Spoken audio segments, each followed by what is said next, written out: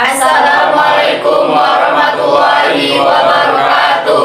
Perkenalkan, kami dari kelompok kualitatif keuangan akan mempresentasikan bab 7 mengenai evaluasi administrasi keuangan. Sebelum itu, perkenalkan, nama saya Desi Wayuni. Nama saya Nusta Putri. Nama saya Ronaldinho Nasution. Nama saya Ridho Syukri. Nama saya Rizky. Nama saya Muhammad Zaki. Nama saya Nandri Hasan Samila. Nama saya Astara Madani. Jangan lupa like, comment, share, and subscribe guys. Have a good time watching. Bab 7. Evaluasi kegiatan administrasi keuangan. Fokus. A. Kebijakan administrasi. Dalam kebijakan administrasi terdapat beberapa isi, yaitu sebagai berikut. 1. Tujuan evaluasi pelaporan, di mana ditujukan untuk menilai keefektifan kebijakan publik dan sejauh mana tujuan telah dicapai serta untuk melihat sejauh mana kesenjangan antara harapan dan kenyataan. 2. Fungsi evaluasi pelaporan, yaitu berfungsi memberi informasi yang baik dan benar, memberi kritikan pada klasifikasi suatu tujuan dan target. 3. Jenis evaluasi pelaporan. Jenis evaluasi pelaporan terbagi menjadi 4, yaitu evaluasi kegiatan pelaporan formulasi, evaluasi proses, evaluasi efektivitas, dan evaluasi dampak. B. Laporan kegiatan administrasi keuangan. Laporan terbagi atas beberapa bagian, yaitu sebagai berikut. 1. Laporan realisasi atau anggaran. Laporan realisasi anggaran atau LRA adalah laporan yang menyajikan informasi realisasi pendapatan LRA, belanja, transfer, surplus, dan defisit LRA, pembiayaan dan sisa lebih atau kurang pembiayaan anggaran yang masing-masing diperbandingkan dengan anggarannya dalam satu periode. Laporan realisasi anggaran LRA menyajikan unsur-unsur berikut: A. Pendapatan, B. Belanja, C. Transfer, D. Surplus atau defisit, E. Pembiayaan, F. Sisa lebih atau kurang pembiayaan anggaran SILPA atau SIKPA. B. Laporan kegiatan administrasi keuangan. 2. Laporan operasional. Laporan operasional atau LO adalah laporan yang menyajikan informasi mengenai seluruh kegiatan operasional keuangan entitas pelaporan yang tercermin dalam pendapatan, LO, beban, dan surplus atau defisit operasional dari suatu entitas pelaporan yang penyajiannya disandingkan dengan periode sebelumnya. 3. Laporan perubahan ekuitas atau LPE. Laporan perubahan ekuitas adalah laporan yang menyajikan informasi mengenai perubahan ekuitas yang terdiri atas ekuitas awal, surplus atau defisit, LO, koreksi, dan ekuitas akhir.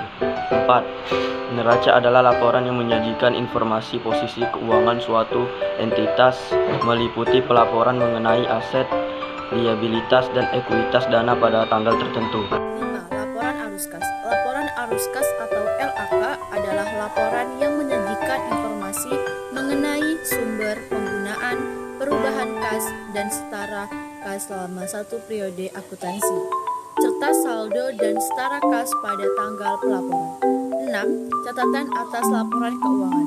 Catatan atas laporan keuangan atau CALK adalah laporan yang menyajikan informasi tentang penjelasan atau daftar terperinci atau analisis atau nilai suatu pos yang disajikan dalam LRA, LPSAL, LO, LPE, neraca, dan LPAK dalam rangka pengungkapan yang memadai. D. Evaluasi kegiatan administrasi keuangan. Evaluasi kegiatan administrasi keuangan terdiri dari beberapa bagian, yaitu 1. Peranan pelaporan keuangan. Peranan pelaporan keuangan mencakup hal-hal berikut: A. Akuntabilitas, B. Manajerial, C. Transparansi, D. Keseimbangan antar generasi atau intergeneration equity, E. Evaluasi kinerja.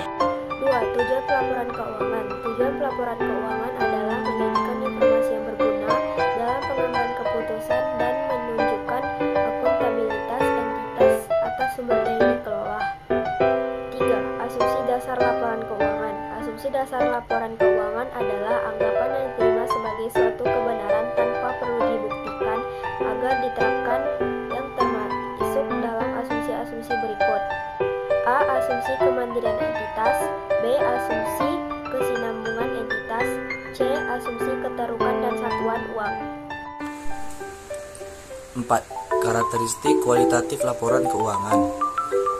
Kriteria kualitatif laporan keuangan adalah ukuran normatif yang perlu diwujudkan dalam informasi akuntansi sehingga dapat memenuhi tujuannya. Persyaratan normatif yang diperlukan agar memenuhi kualitas yang dikehendaki yaitu A. Relevan, B. Andal, C. Dapat dibandingkan, D. Dapat dipahami. 5. Prinsip pelaporan keuangan. Prinsip pencatatan pelaporan keuangan antara lain: A. Prinsip nilai historis, B. Prinsip realisasi, C. Prinsip substansi mengguli bentuk formal, D. Prinsip periodisitas, E. Prinsip konsistensi, F. Prinsip pengungkapan lengkap, G. Prinsip penyajian wajar. 6. Kendala dalam memperoleh informasi yang relevan. Kendala-kendala dalam memperoleh informasi yang relevan adalah sebagai berikut: A. Materialitas, B. Pertimbangan biaya dan manfaat, C. Keseimbangan antar karakteristik kualitatif.